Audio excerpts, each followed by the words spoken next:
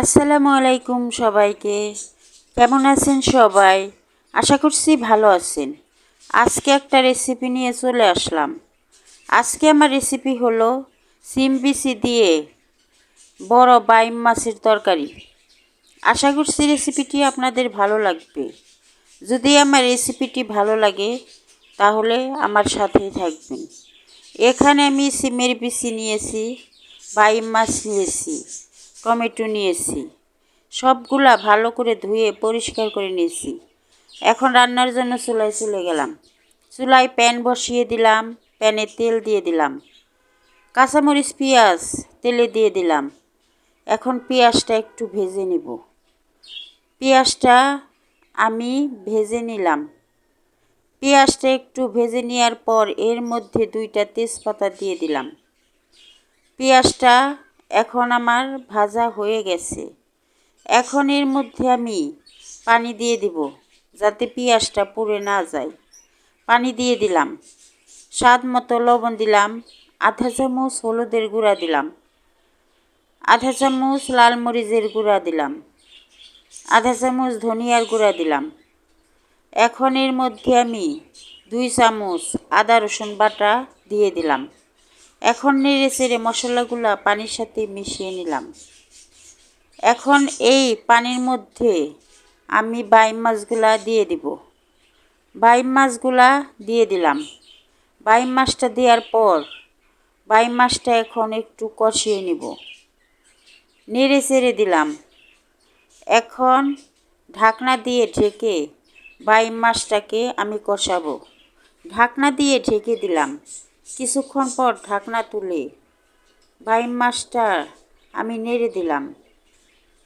এখন এর মধ্যে আমি যে সিম বিচিগুলা নিয়েছি তা দিয়ে দিলাম।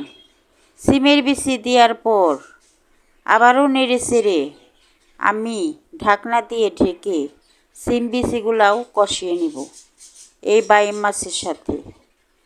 আমি ঢাকনা দিয়ে ঢেকে দিলাম।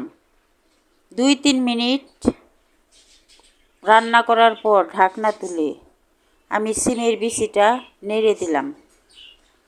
এখন আবারও ঢেকে দিব 3-4 মিনিটের জন্য।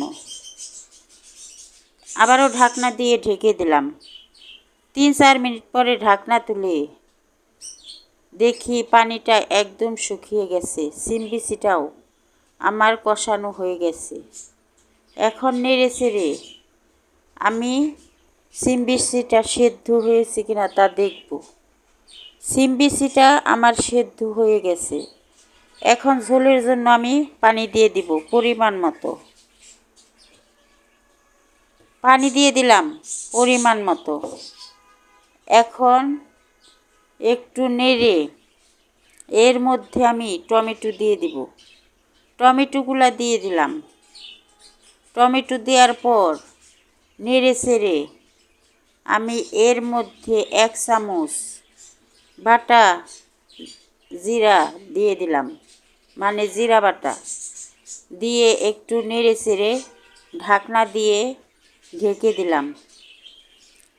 ঢাকনা দিয়ে ঢেকে কিছুক্ষণ রান্না করার পর ঢাকনা তুলে আমি তরকারিটা নেড়ে দিলাম। আবারও ঢাকনা দিয়ে ঢেকে দেব 3-4 মিনিটের জন্য। 3-4 মিনিট পরে ঢাকনা তুলে আমি তরকারিটা আবারও নেড়ে দিলাম।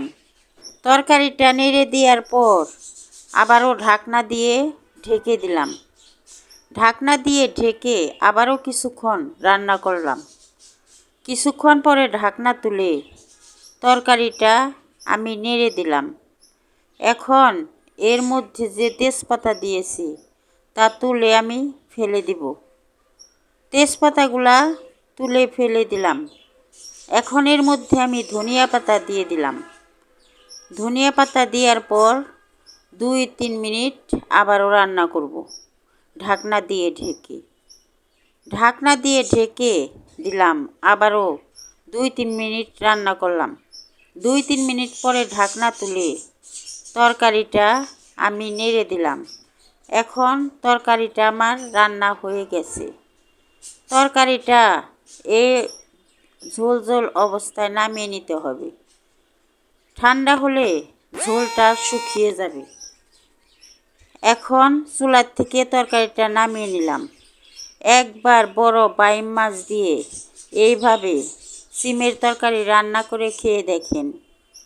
আশা করছি আপনাদেরও ভালো লাগবে। যদি আমার রেসিপিটি আপনাদের ভালো লাগে তাহলে একটা লাইক দিয়ে সাবস্ক্রাইব করে আমার পাশে থাকবেন। ধন্যবাদ সবাইকে।